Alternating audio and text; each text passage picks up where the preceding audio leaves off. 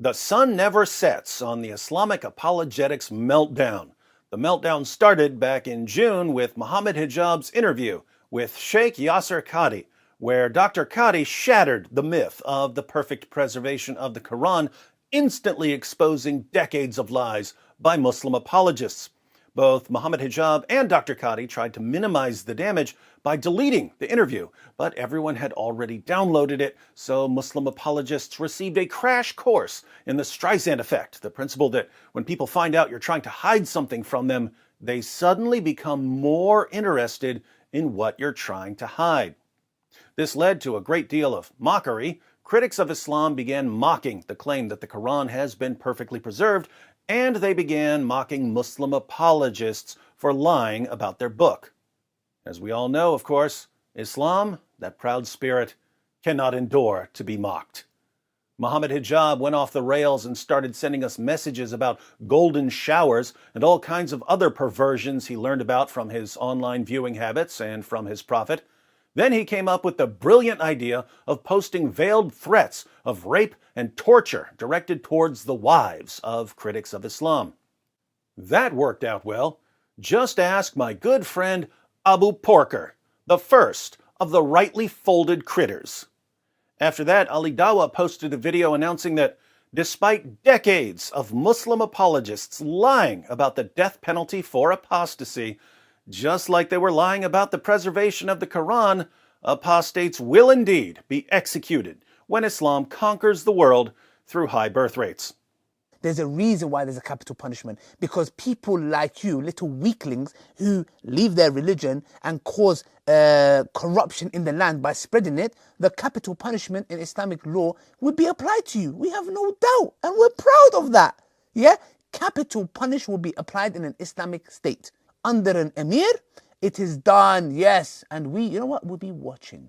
The right of the community is greater than you individual wanting your right to freedom, which is BS. Ali Dawah also posted a prayer request for Allah to curse us with diseases, a prayer which, as I said once before, left me shaking in my custom Quran skin shoes.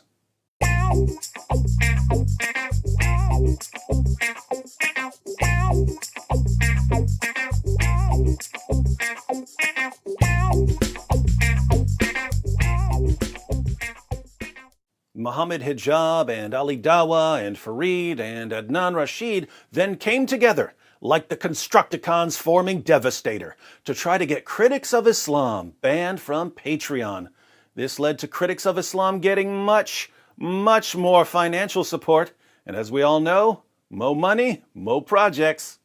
The Speaker's Corner Dawah teams then decided that the greatest threat to world peace is a 5-foot-tall woman with some Muhammad cartoons.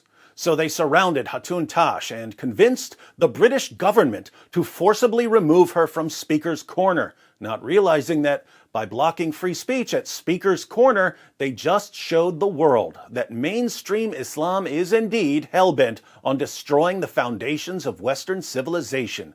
Sharia-phile Ali Dawah summed up the Islamic perspective on free speech when he tweeted, "The concept of freedom of speech is absolute BS." But keep in mind that if you're at all concerned about being forced to obey the commands of an illiterate 7th century caravan robber, you must be a racist, Islamophobic, hate-mongering bigot. Ijaz Ahmad recently entered the fray, hurling racial slurs and threats at his opponents, not to mention doxing them, in an effort to get them brutally murdered. To his credit, Shabir Ali's prize student Ijaz did apologize, although since one of his former friends announced that Ijaz has been plotting this for years, it's difficult to take his apology seriously.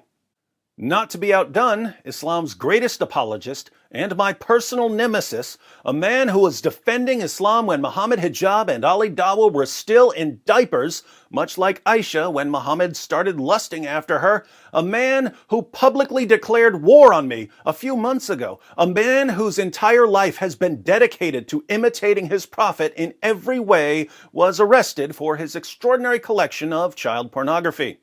Rob Christian posted a video exposing MENJ's obsession with kiddie porn.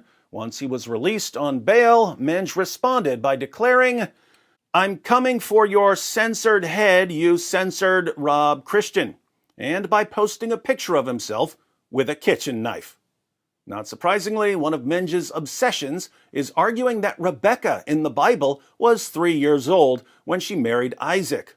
Rebecca was a shepherdess when she was married, so she clearly wasn't 3 years old. Why is MENJ obsessed with the claim that a 3-year-old girl is ready for marriage? Well, it all makes sense now that we know what police found on his computer. MENJ's most recent post about me was a response to me chewing up the Quran and spitting it out. MENJ replied that psychopath chews on paper because he's a goat. Well, I wouldn't be the first goat to chew on the Quran, would I, MENJ? Apart from that, I do have to correct you. I'm not a goat. I'm the goat, and you should write it like this next time.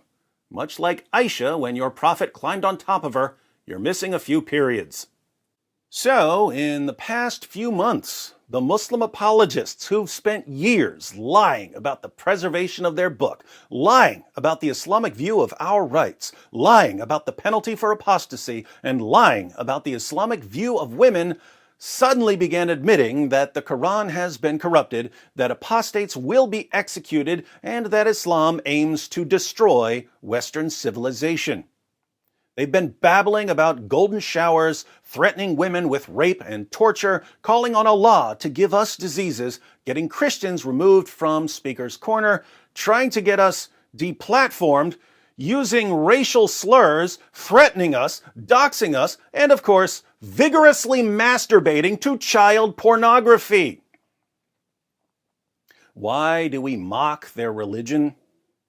Because Muslim apologists lose their minds when we mock their religion, and when they lose their minds, they start admitting things about their religion that they would never admit when they're calm enough to lie.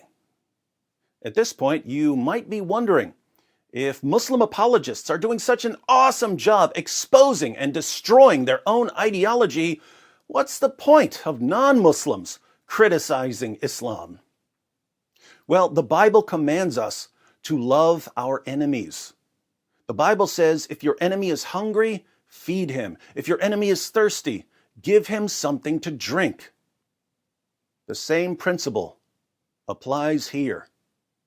If someone who counts you as an enemy is destroying his own ideology, help him destroy it. So I say to Sheikh Yasir Qadhi and Mohammed Hijab and Ali Dawah and Farid and Adnan and Ijaz and MENJ, I'm here for you guys. Take my hand and let's expose history's most obvious false prophet together. Helping you is the least I can do, since you're basically signing my paychecks.